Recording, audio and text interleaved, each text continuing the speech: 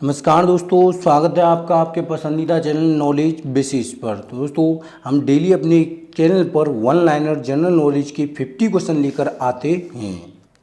आज ये उन्हीं 50 क्वेश्चंस की सीरीज का तीसरा पार्ट है। हम 10,000 क्वेश्चंस की एक सीरीज चला रहे हैं, उसमें डेली हम आपको 50 क्वेश्चंस की प्रैक्टिस कराते हैं।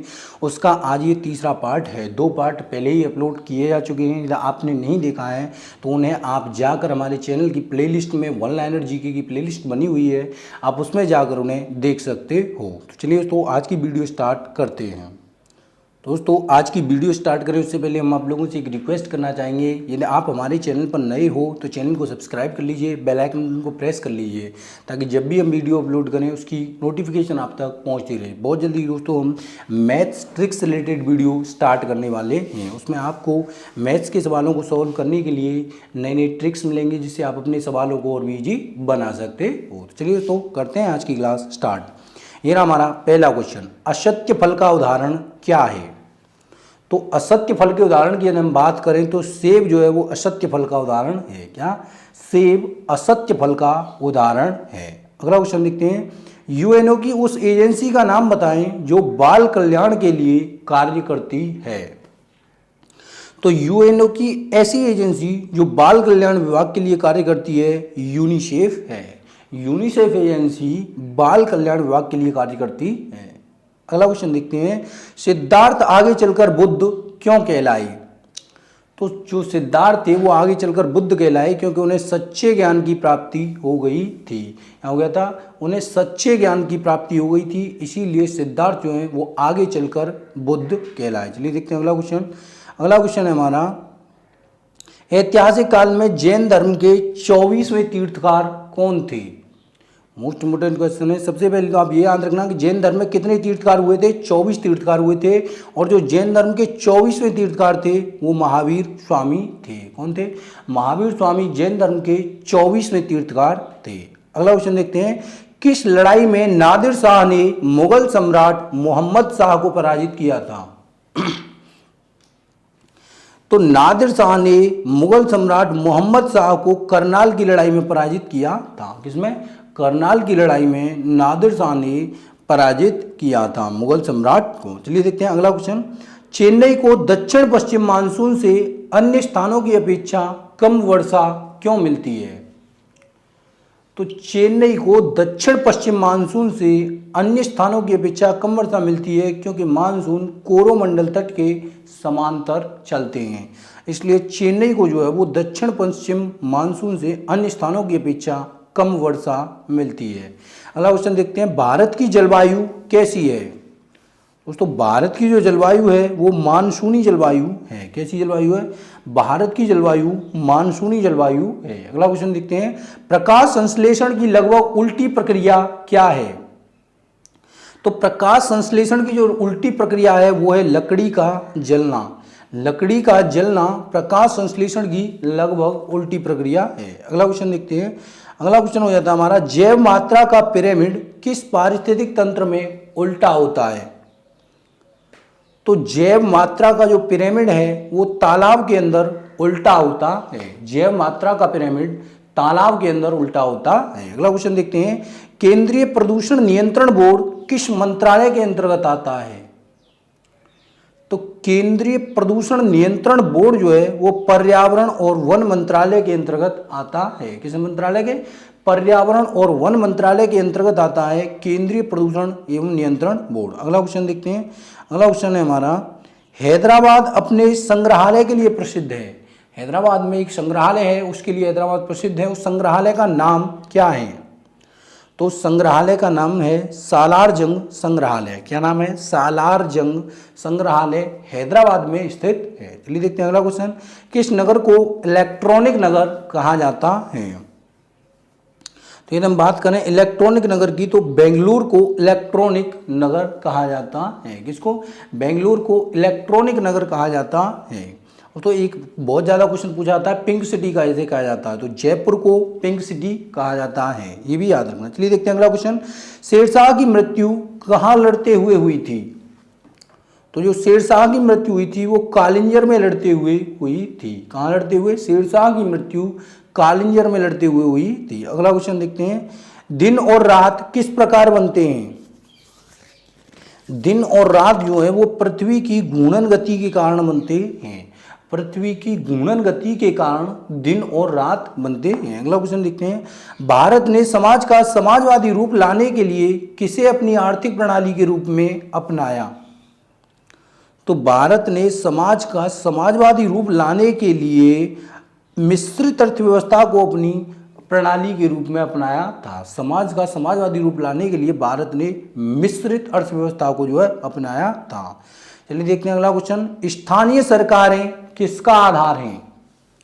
तो जो स्थानीय सरकारें हैं वो लोकतंत्र का आधार हैं। किसका? लोकतंत्र का आधार है। अगला क्वेश्चन देखते हैं, अगला क्वेश्चन है हमारा, भारतीय संविधान का अंतिम व्याख्याता कौन है?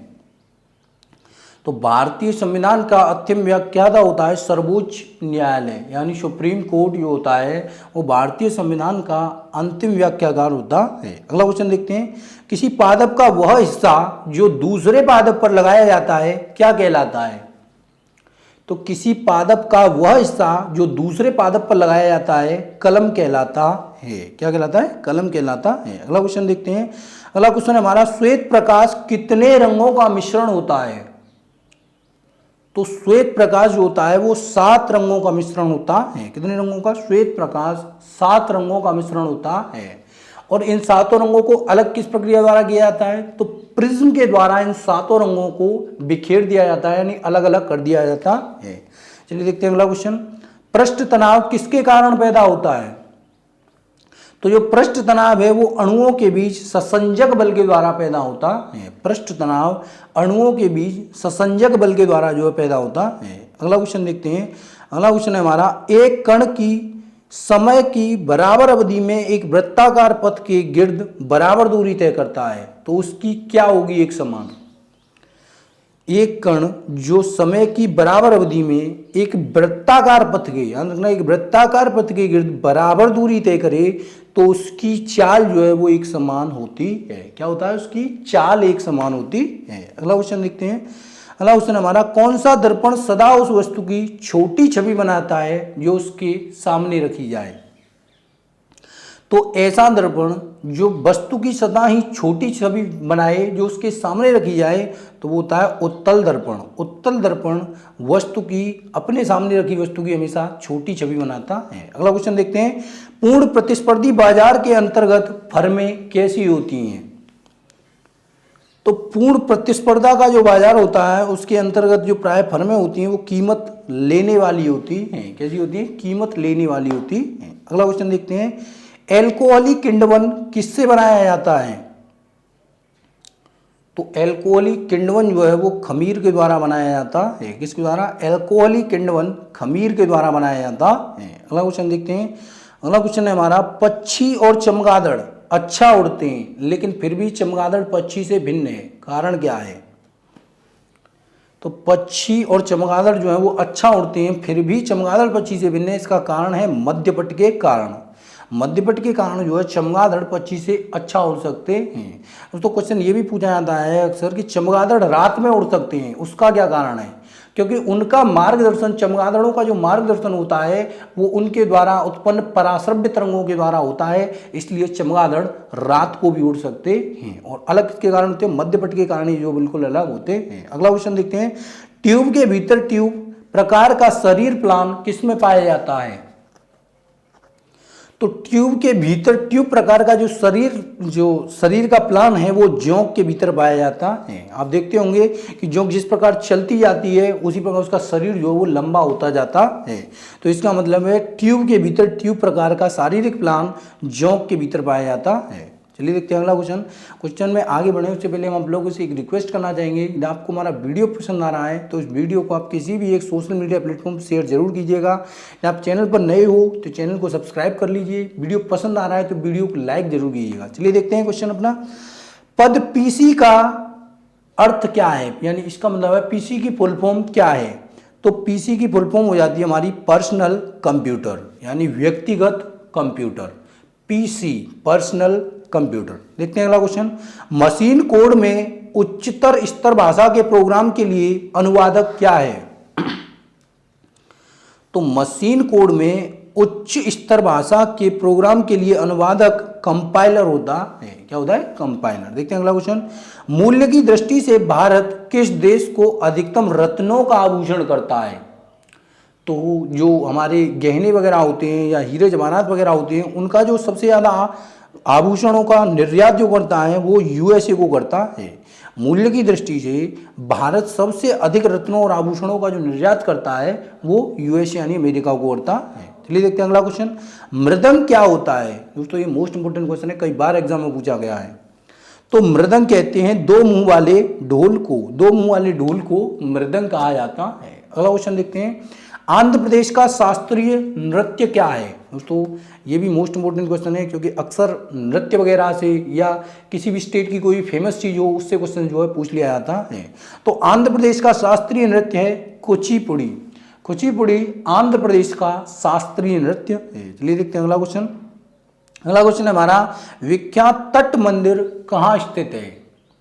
तो जो विख्यात तट मंदिर है वो मामल्लपुरम में स्थित है। कहाँ स्थित है? विख्यात तट मंदिर मामल्लपुरम में स्थित है। अगला देखते हैं। बाउल गायकों के साथ कौन सा भारतीय प्रदेश संबंधित है? तो बाउल गायकों के साथ जो है वो पश्चिम बंगाल संबंधित है। बाउल गायक जो है वो पश्चिम बंगाल से संबंधित हैं। चलिए देखते हैं अगला क्वेश्चन। अगला क्वेश्चन है हमारा, समाजवादी पार्टी के संस्थापक कौन थे? तो जो समाजवादी पार्टी है उसके संस्थापक थे जयप्रकाश नारायण। जयप्रकाश नारायण समाजवादी पार्टी के संस्थापक थे। अगला देखते हैं। भारत सेवक समाज की स्थापना किसने की? तो भारत सेवक समाज की स्थापना, ये क्वेश्चन मोस्ट इंपोर्टेंट है दोस्तों, याद रखना। तो भारत सेवक समाज की स्थापना गोपाल कृष्ण गोखले ने की थी। किसने की थी? गोपाल कृष्ण गोखले ने भारत सेवक समाज की स्थापना की थी। अगला क्वेश्चन देखते हैं। किस प्रकार के उर्वरक के लिए भारत पूरी तरह आयात पर निर्भर है? तो ऐसा उर्वरक जिसके लिए भारत पूरी तरह आयात पर निर्भर है वो पोटाश उर्वरक होता है। पोटाश उर्वरक के लिए भारत पूरी तरह जो है वो आयात पर निर्भर है। पूरी तरीके से ये भारत जो है मंगाता है विदेशों से। चलिए देखते हैं अगला क्वेश्चन। अजंता और एलोरा की गुफाएं किससे संबंधित हैं? तो अजंता और एलोरा की गुफाएं जो हैं वो बौद्ध धर्म से संबंधित हैं। यहाँ दोस्तों तीनों धर्मों से संबंधित गुफाएं हैं। बौद्ध धर्म से संबंधित भी हैं, हिंदू धर्म से संबंधित भी हैं और जैन धर्म से संबंधित भी हैं। तो यहाँ क्वेश्चन में जो क्वेश्चन की मांग हो आप उसके हिसाब से देखिएगा। अगर उसमें बौद्ध, जैन और हिंदू तीनों धर्म दिए हुए हैं और आपसे पूछा है कि इनमें से कौन सा गलत है, तो चौथा क्वेश्चन आपका नहीं भी होगा। तो याद रखना, अजंता और एलोरा में तीनों धर्मों की गुफाएं हैं, बौद्ध धर्म की, जैन धर्म की और हिंदू धर्म की। लेकिन मोस्ट इंपोर्टेंट हो जाता है उसमें बौद्ध धर्म की, क्योंकि इसी की गुफाएं जो हैं वो सबसे ज़्यादा हैं। तो याद रखना, अजंता और एलोरा की गुफाएं किससे संबंधित हैं? बौद्ध धर्म से संबंधित हैं। चलिए देखते हैं अगला क्वेश्चन। अगला क्वेश्चन हो जाता है हमारा, रक्त दाब के उपचार के लिए किस पादप का प्रयोग किया जाता है? तो रक्त दाब के उपचार के लिए सर्पगंधा का प्रयोग किया जाता है। किसका? सर्पगंधा का प्रयोग रक्त दाब के उपचार के लिए किया जाता है। अगला क्वेश्चन देखते हैं। अगला क्वेश्चन हमारा, स्ट्रेट फ्रॉम द हार्ट पुस्तक की रचना किसने की थी? तो स्ट्रेट फ्रॉम द हार्ट पुस्तक की रचना कपिल देव ने की थी। किसने की थी? कपिल देव ने स्ट्रेट फ्रॉम द हार्ट पुस्तक की रचना की थी। अगला देखते हैं, नाबार्ड जो है वो किस प्रकार की संस्था है? तो नाबार्ड जो है वो एक वित्तीय संस्था है। कैसी है? एक वित्तीय संस्था है, एक फाइनेंशियल संस्था है। चलिए देखते हैं अगला क्वेश्चन। सरकारों को एकात्मक और संघीय रूप में वर्गीकृत करने का आधार क्या है? तो सरकारों को एकात्मक और संघीय रूप में वर्गीकृत करने का आधार है केंद्र और राज्यों के बीच संबंध अच्छे बने रहें। केंद्र और राज्यों के बीच संबंध अच्छे बने रहें, इसलिए सरकारों को एकात्मक और संघीय रूप में वर्गीकृत किया जाता है। अगला क्वेश्चन देखते हैं। अगला क्वेश्चन हो जाता है हमारा, लोकसभा के महासचिव की नियुक्ति कौन करता है? तो लोकसभा के जो महासचिव होते हैं उनकी नियुक्ति लोकसभा अध्यक्ष के ही द्वारा की जाती है। अगला क्वेश्चन देखते हैं, किसकी अध्यक्षता असदस्य द्वारा की जाती है? यानी ऐसी अध्यक्षता जो उसका सदस्य न हो की जाती है। तो ऐसी सदस्यता की जाती है दोस्तों राज्यसभा के अध्यक्ष द्वारा। राज्यसभा के अध्यक्ष के द्वारा जो है राज्यसभा की सदस्यता की जाती है, अध्यक्षता की जाती है, लेकिन वो राज्यसभा का सदस्य नहीं होता है। अगला क्वेश्चन देखते हैं, भारतीय रियासतों के एकीकरण में प्रमुख भूमिका किसने निभाई? तो भारतीय रियासतों के एकीकरण में प्रमुख भूमिका जो थी वो वल्लभ भाई पटेल और जवाहरलाल नेहरू जी ने निभाई थी। याद रखना, हमारा देश जब आज़ाद हुआ था तो उस समय हमारे देश में लगभग 543 रियासतें थीं, लेकिन उनमें से ये 541 रियासतों को एकीकरण किया था वल्लभ भाई पटेल और जवाहरलाल नेहरू के द्वारा। 2 रियासतें जो है उनमें से अलग चली गई थी, एक तो अपना पाकिस्तान जो है वो अलग चला गया था और एक अपना कश्मीर का हिस्सा था वो अलग चला गया था, लेकिन 541 रियासतों को इन्होंने मिला दिया था। और वो काम किसने किया था? वल्लभ भाई पटेल और जवाहरलाल नेहरू के द्वारा किया गया था। चलिए देखते हैं अगला क्वेश्चन। अगला क्वेश्चन है हमारा, पानीपत की तीसरी लड़ाई किन के बीच लड़ी गई थी?